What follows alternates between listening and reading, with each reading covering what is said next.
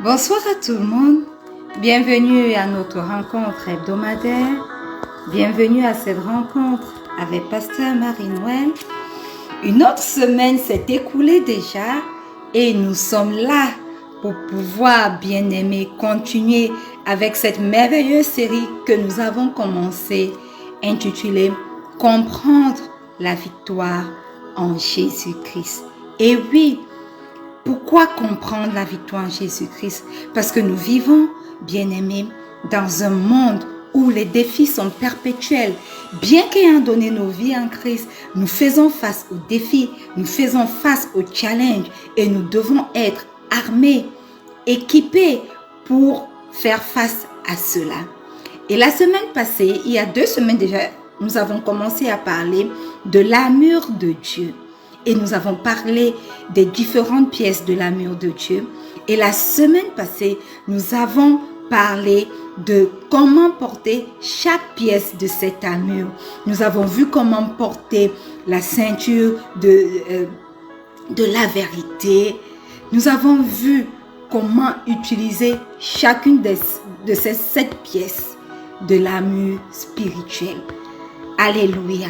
Et aujourd'hui, et peut-être vous donner un petit rappel, nous avons parlé de la ceinture de la vérité, de la cuirasse de la justice, des chaussures de la paix, du bouclier de la foi, du casque du salut. Nous avons également parlé de l'arme qui est la seule arme que nous avons offensive, qui est l'épée de la parole, l'épée de l'esprit, qui est la parole de Dieu. Donc, nous avons vu comment revêtir concrètement toutes ces armes, toutes les pièces de cette armure spirituelle dans nos vies. Et aujourd'hui, par la vertu du Saint-Esprit, nous allons parler toujours d'un sujet qui nous permet de comprendre ce que c'est que la victoire en Jésus-Christ. Nous allons parler de la transformation par l'amour et la grâce de Dieu. Éternel, ce matin nous sommes là. Nous te rendons grâce pour ta présence. Nous te disons merci parce que durant toutes ces semaines, tu as été avec nous, tu nous as gardés et nous voici encore cette nouvelle semaine ayant commencé. Cette nouvelle semaine étant en train de s'achever. Ce soir, nous t'appelons, merveilleux Saint-Esprit, viens et aide ton chemin. Fais ce que toi seul es capable de faire. Nous reconnaissons que sans toi, aucune parole qui sortira n'aura de l'effet, elle sera vaine. Aussi, nous t'appelons à venir prendre la place qui t'est due, afin que ta parole qui sorte ce soir puisse sortir avec puissance et acuité et puisse atteindre l'objectif pour lequel elle est sortie au nom puissant de Jésus. Manifeste-toi, glorifie le Père ce soir, glorifie le Seigneur Jésus ce soir, au nom puissant de Jésus. Alléluia. Amen. Alors, bien-aimés, la transformation par l'amour et la grâce. La transformation par l'amour de Dieu et sa grâce. Et la Bible nous dit dans 2 Corinthiens 5, le verset 17, que si quelqu'un est en Christ, il est une nouvelle créature. Les choses anciennes sont passées. Voici, toutes choses sont devenues nouvelles. Nous connaissons ce verset biblique, n'est-ce pas? Et nous le citons très souvent. Mais c'est un verset biblique qui regorge, qui parle de notre transformation. Parce que alors, lorsque l'amour de Dieu nous touche, nous ne sommes plus ces personnes que nous étions avant. Nous devenons de nouvelles personnes, ancrées dans l'amour du Christ, changées par l'amour du Christ, manifestant l'amour du Christ, agissant, étant impacté, impulsé par l'amour du Christ. Et laissez-moi vous dire, ce soir bien-aimés, que la transformation spirituelle est une des promesses les plus puissantes que nous ayons dans la parole de Dieu. Et c'est une des promesses les plus puissantes qui est faite à toute personne qui donne sa vie à Dieu et qui marche avec Dieu. Et nous allons ce soir découvrir que son amour et sa grâce peuvent radicalement changer nos cœurs, peuvent guérir, bien-aimés, nos blessures et peuvent nous façonner à l'image du Christ. Alléluia. Donc, comme je l'ai dit, l'amour de Dieu a de la puissance parce que cet amour est capable de nous transformer. 1 Jean, le verset 4, le chapitre 4, le verset 16 dit: Ainsi, nous avons connu l'amour que Dieu a pour nous et nous y avons cru. Dieu est amour et celui qui demeure dans l'amour de Dieu et celui qui demeure dans l'amour demeure en Dieu et Dieu demeure en lui. Bien-aimés, l'amour de Dieu est au cœur de toute transformation. Et son amour pour nous est inconditionnel. Son amour pour nous est immuable. Son amour pour nous est éternel.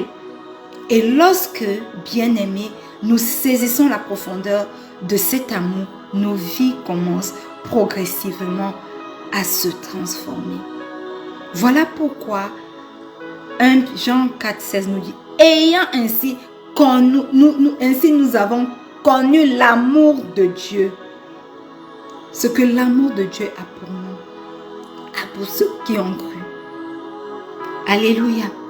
Cet amour bien-aimé nous appelle à une nouvelle réalité. Cet amour bien-aimé nous transforme et nous avons des exemples dans la Bible qui nous montrent combien l'amour de Dieu est capable de nous transformer. Paul, qui autrefois était Saül, un persécuteur des chrétiens, de ceux qui suivaient Christ, a été complètement, radicalement transformé par l'amour de Dieu, n'est-ce pas? Romains 38, verset 39 nous dit: car je suis persuadé que ni la mort, ni la vie, ni les anges, ni les dominations, ni les puissances, ni les choses présentes, ni les choses à venir, ni les forces, ni aucune autre créature ne pourra nous séparer de l'amour de Dieu manifesté en Jésus-Christ, notre Seigneur. Alléluia. Amen. Voilà, c'est ça l'assurance que nous donne l'amour de Dieu. Que rien ne peut nous séparer de son amour. Alléluia. Amen. Rien ne peut nous séparer de son amour, sachant que nous sommes aimés par lui, nous sommes aimés de Dieu tels que nous sommes. Moïse également est un excellent exemple. Alors qu'il se trouvait en exil, Dieu lui apparaît, Dieu l'appelle et lui révèle son amour pour le peuple d'Israël et son plan de libération. Moïse était hésitant, ne pensant pas être à la hauteur de cette tâche, celui qui sera capable de libérer le peuple d'Israël des griffes de l'Égypte qui avait réduit à l'esclavage les Israélites depuis plus de 40 ans. Mais lorsqu'il a rencontré l'amour de Dieu, il fut transformé en un leader puissant, conduisant le peuple hors de l'esclavage de manière puissante. Et l'amour de Dieu lui a donné une nouvelle identité et une nouvelle mission. Et cela est notre partage encore aujourd'hui, au nom puissant de Jésus. Et cela est le partage de quelqu'un qui m'écoute ce soir, au nom puissant de Jésus. Sache que l'amour de Dieu est capable de te transformer totalement. Amen. Donc le premier point que nous venons de surligner, bien-aimé, c'est la puissance transformatrice de l'amour de Dieu.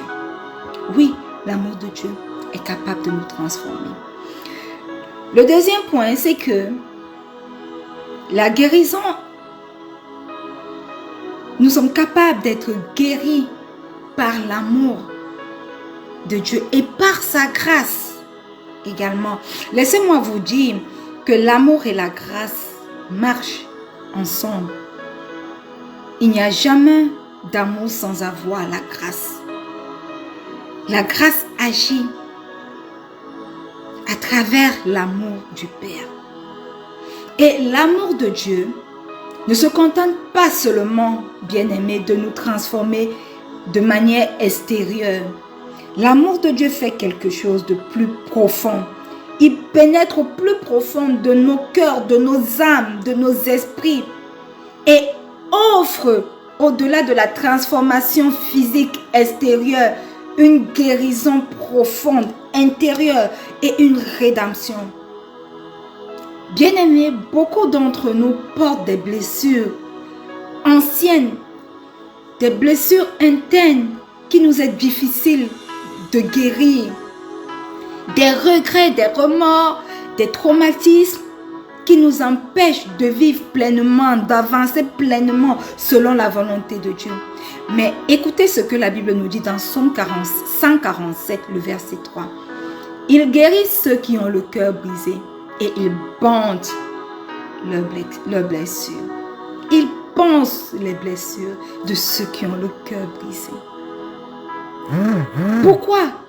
Parce qu'il sait que nous avons besoin d'être guéris émotionnellement, de l'intérieur. Nous avons besoin que ces blessures qui sont restées longtemps ouvertes soient refermées pour pouvoir avancer. Et la Bible regorge de plein de personnes qui ont été guéries par l'amour de Dieu. Le premier exemple que je m'en vais vous donner est celui de Marie de Magdala, une femme qui était possédée par cet esprit. Mais lorsqu'elle a rencontré Jésus et que l'amour de Jésus s'est manifesté dans sa vie, cette femme a été transformée par la grâce de notre Seigneur Jésus. Sa rencontre avec le Sauveur lui a offert non seulement, bien-aimé, la délivrance physique de ces démons maléfiques, mais également une nouvelle vie.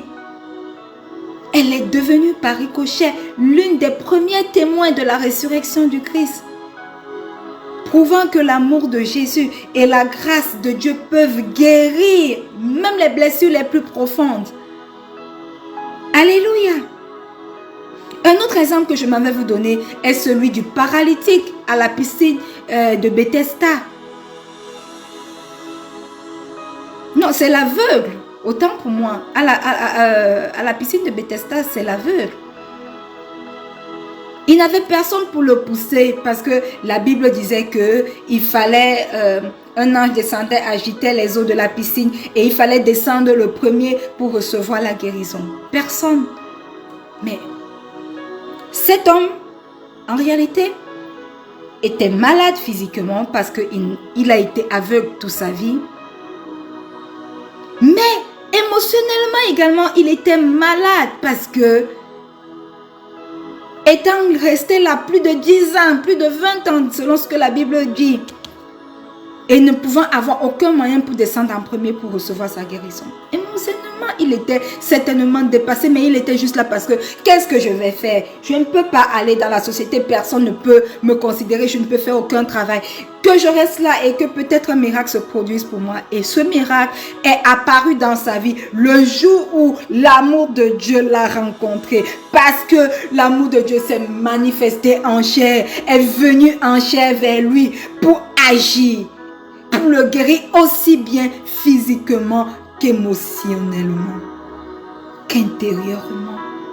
Pendant des années, il a été malade. Mais à la rencontre avec Jésus, bien-aimé, non seulement il a reçu la guérison physique, mais il a également reçu une nouvelle perspective pour sa vie. Il a été guéri émotionnellement de l'intérieur. Alléluia. Et il pouvait voir Et le fait qu'il sortait des ténèbres parce qu'il était aveugle pour entrer dans la lumière est le symbole d'une nouvelle vie. Est le symbole de cette nouvelle vie-là que nous recevons chaque fois que nous venons en Christ. Quelque chose change.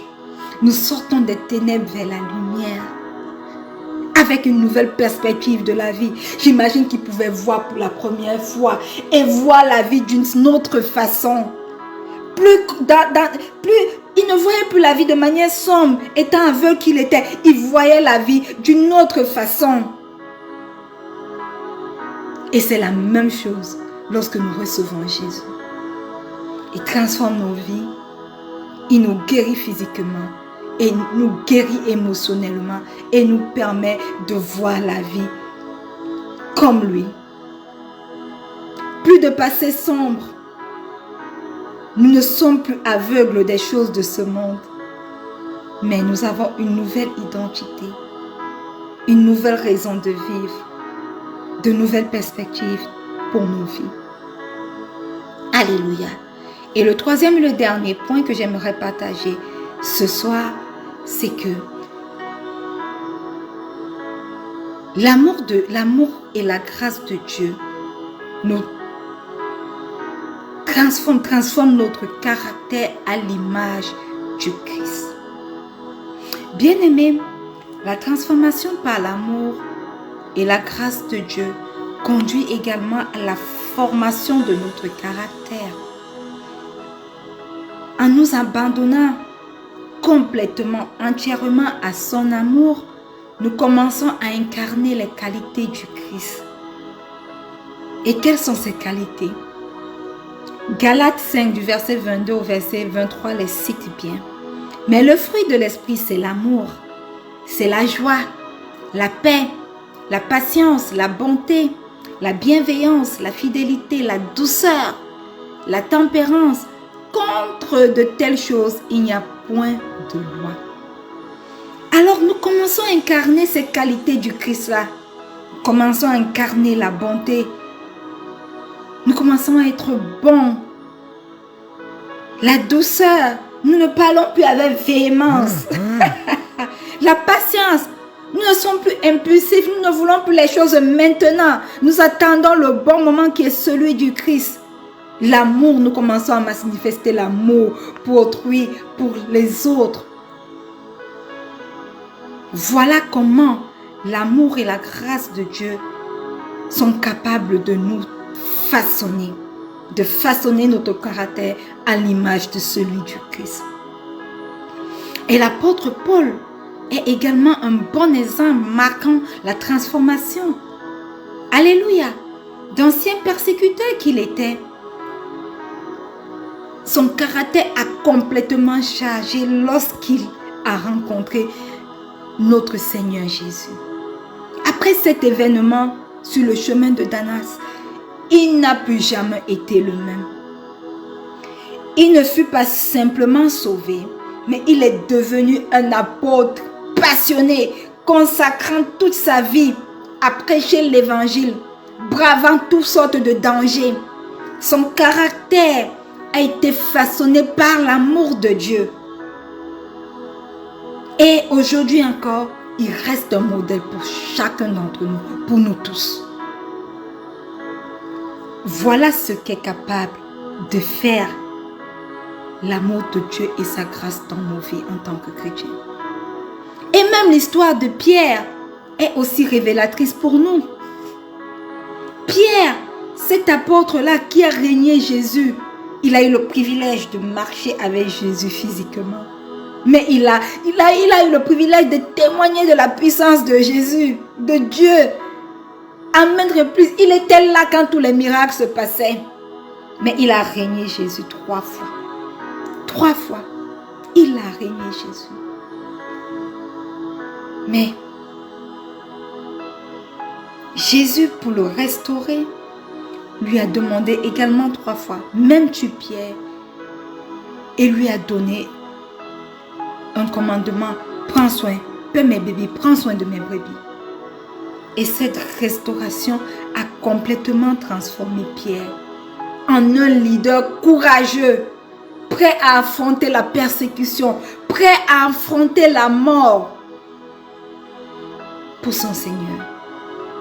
Bien-aimé, la transformation par l'amour et la grâce de Dieu est non seulement une promesse pour chacun d'entre nous, mais elle est une réalité pour chacun d'entre nous.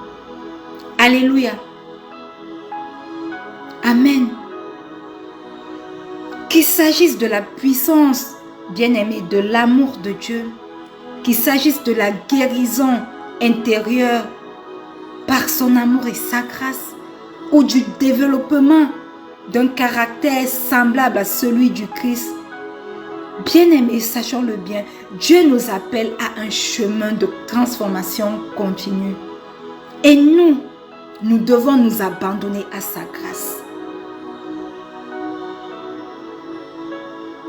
Nous devons vivre pleinement cette transformation pour devenir des témoins vivants de son amour dans ce monde. Alléluia. Et nous sommes tous invités à nous rappeler que, bien-aimés, quelles que soient nos luttes, nos blessures, nos challenges, nos défis, l'amour de Dieu a le pouvoir de nous transformer.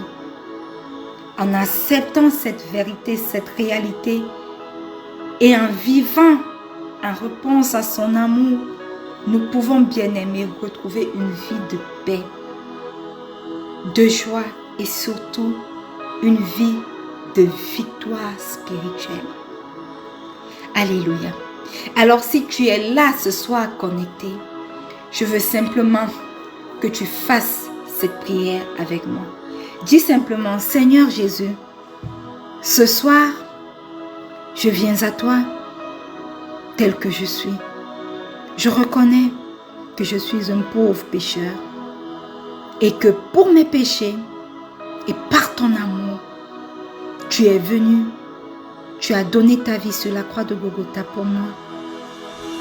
Ton sang a coulé, ton corps a été meurtri. Tu es mort, tu es descendu aux enfers et le troisième jour, tu es ressuscité. Alors, Christ ressuscité, Christ glorifié, ce soir, je fais de toi mon Seigneur et mon Sauveur personnel. Viens et habite en moi.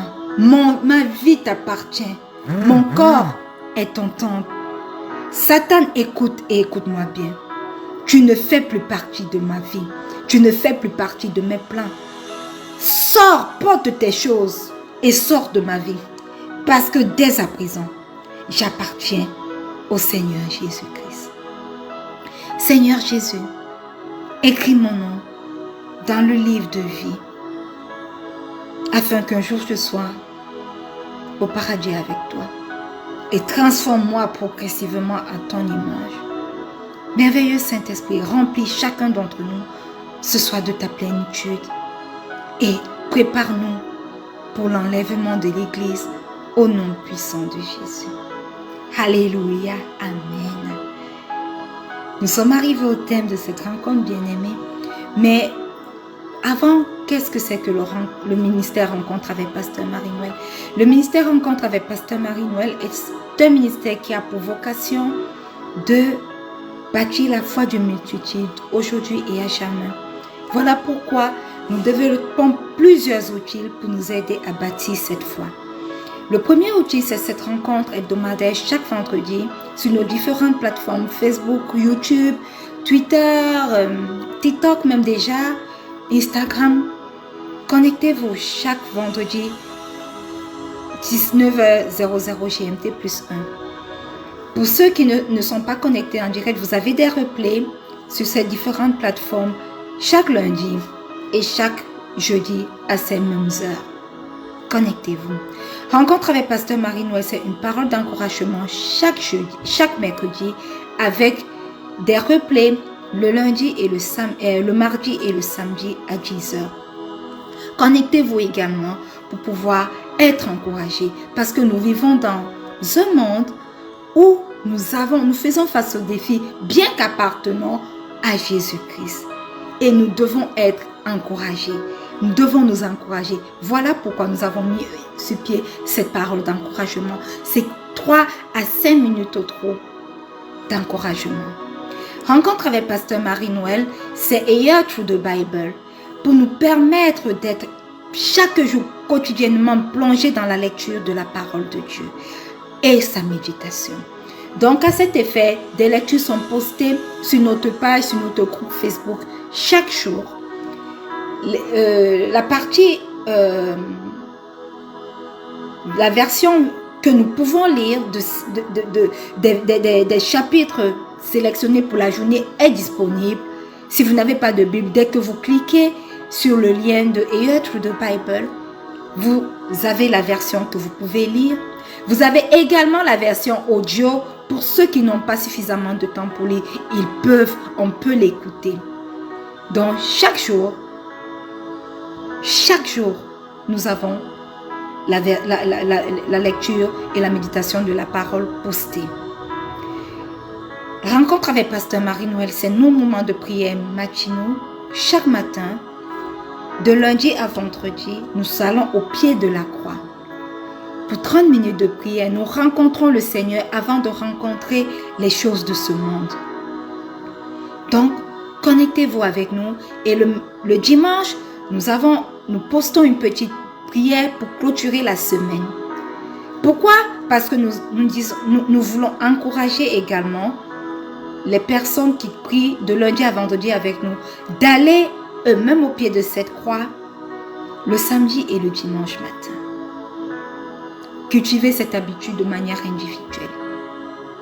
Rencontre avec Pasteur Marie-Noël, c'est également la rubrique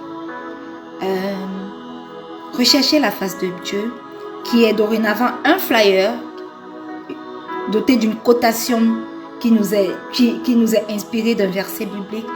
Et sur notre site web que je vous invite vivement à visiter, je vais vous laisser le lien, www.rencontreavecpasteurmarienoël.org. Sur notre site, cela est développé en un article et cet article plus tard est développé en une mini vidéo. Donc, connectez-vous. Vous avez beaucoup d'outils dans ce ministère pour vous permettre de grandir spirituellement. Et sur notre site web, nous avons également la rubrique le verset de la semaine et le mercredi de déclaration prophétique. Ces rubriques nous viennent tous. Et également la rubrique déclare avec moi. Ces 3 rubriques nous viennent tous du moment de prière au pied de la croix.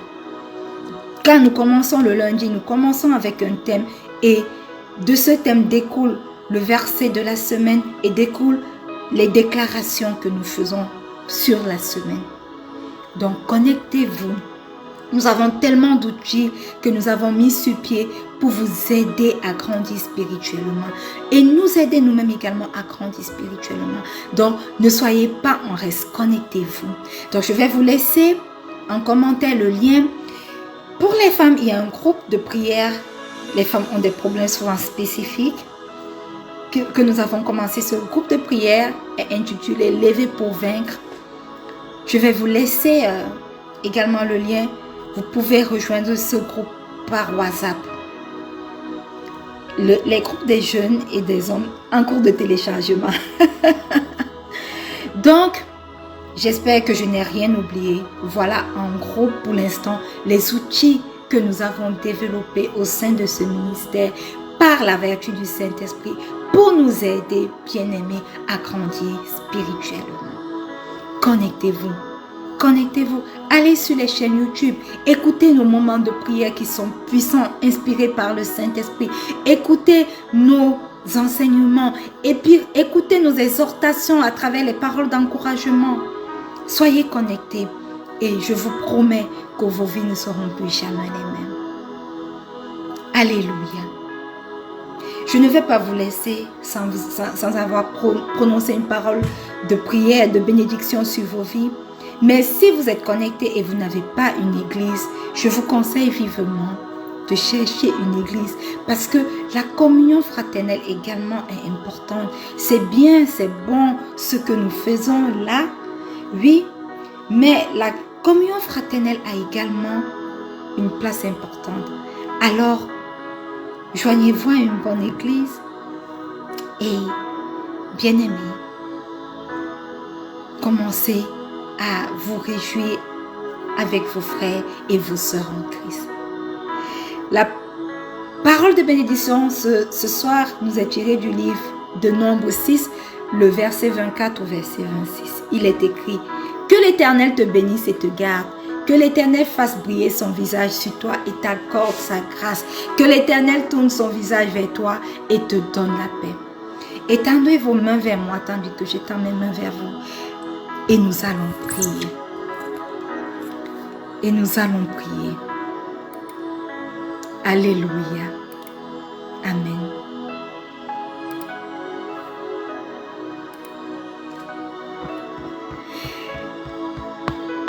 Père éternel, nous te rendons grâce pour ce que tu fais dans nos vies. Nous te rendons grâce pour tes bénédictions. Éternel, ce soir, nous prions afin que ta face reluise sur les vies de chacun d'entre nous au nom puissant de Jésus.